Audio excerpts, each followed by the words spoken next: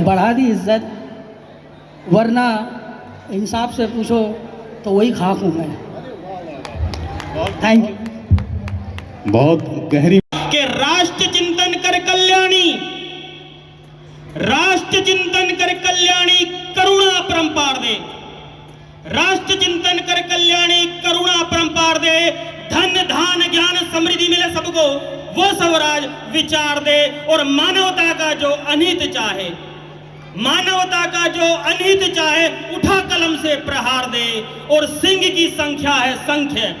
आप समझते हैं ना भारत में शेर गिनती के हैं, तो सिंह की संख्या है संख, तू असंख्य बना दहाड़ दे, और चरित्र संस्कृति के आंचल से, चरित्र संस्कृति के आंचल से नव अद्वैत को ये विचार दे। जो बालक गोद में खेल रहा है उस बालक को आप वो शिक्षा दे कि वो अपने देश के उन वीरों को पढ़े, पूजना नहीं है, जानना है उनके संघर्षों को, और उनसे प्रेरणा लेकर के मैत्री का भाव बनाना है। और जो हम कहते हैं, जो भारत के संविधान में कहा जाता है कि भारत के जो अलग अलग राज्यों की सभ्यता हैं, अलग अलग राज्यों के लोगों के जो ट्रेडिशनल कल्चर हैं, उसके साथ हमें इस अखंड भारत का निर्माण करना है, जिस भारत के अंदर समता का भाव हो, मैत्री का भाव हो।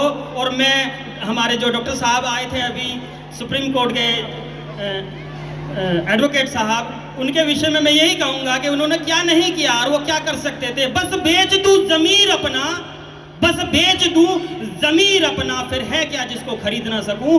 तो जो लोग अपना जमीर नहीं बेचते वो भारत रत्न, वो भारत के अनमोल होते हैं। तो मैं मंच से उनके चरणों की वंदना करता हूं कि उनका सानिध्य हमें प्राप्त हो, और वो हमें, वो जो हमें चाहिए, वो जो हमारा अधिकार है, वो उसके लिए हमें अपने शब्दों से, अपने ज्ञान से संबोधित करें। क्योंकि संबोधन का अर्थ ही यही होता है कि जो बोध आपको है, जो ज्ञान आपको है, उसी ज्ञान को आप उस भाषा शैली में, जिस भाषा शैली में मेरा परिवार जानता है, वो अंग्रेजी नहीं जानता, लेकिन वो उस करुणा से समझ सकता है कि हमें इस भारतवर्ष को आगे बढ़ाना है।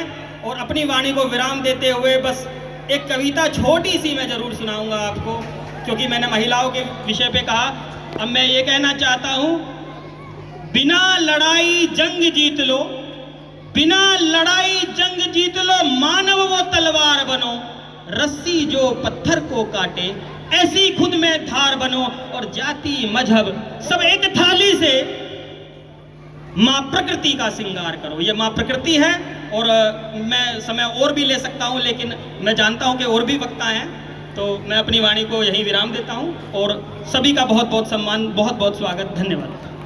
जाके समुंदर में मिलता, मेरा समाज चाहता नहीं है, चाह ले तो बहुत कुछ कर सकता है, क्योंकि भारत के हर एक कोने में हम लोग हैं।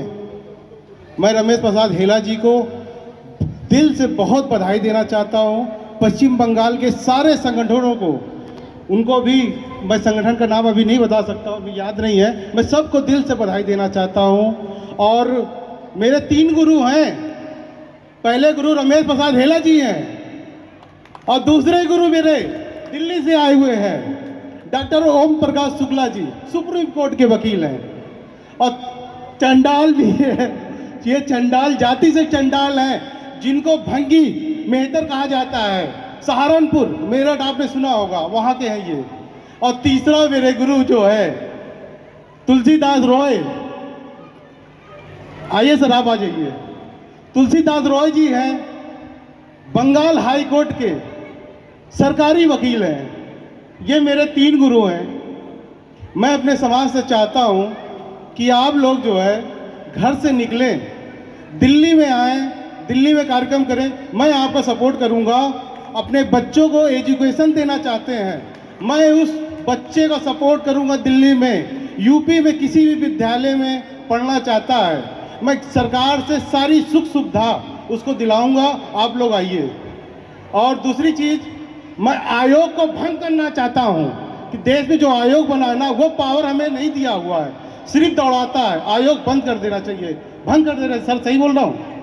आयोग में क्या है, सिर्फ छल कपट है, सिर्फ मेरे समाज के लोग, मेरे ही समाज के लोगों को लूटते हैं।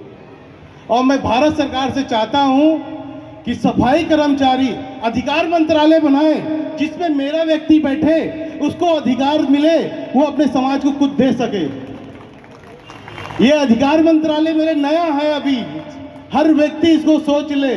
सफाई मजदूर अधिकार मंत्रालय एक नया विभाग बनना चाहिए, मेरे लोग उस सीट पे बैठना चाहिए, अब पावर के साथ आना चाहिए। अब देश की सरकार से मैं कहना चाहता हूं, आने वाले समय में मेरे समाज को आपने कुछ नहीं दिया तो मैं वोट भी देने नहीं दूंगा। जय भीम। एक बार फिर से बोलिए, मेरा भगवान सिर्फ डॉक्टर भीमराव अंबेडकर है। आप अंबेडकर को मान लो, आपका विकास हो जाएगा। जय भीम।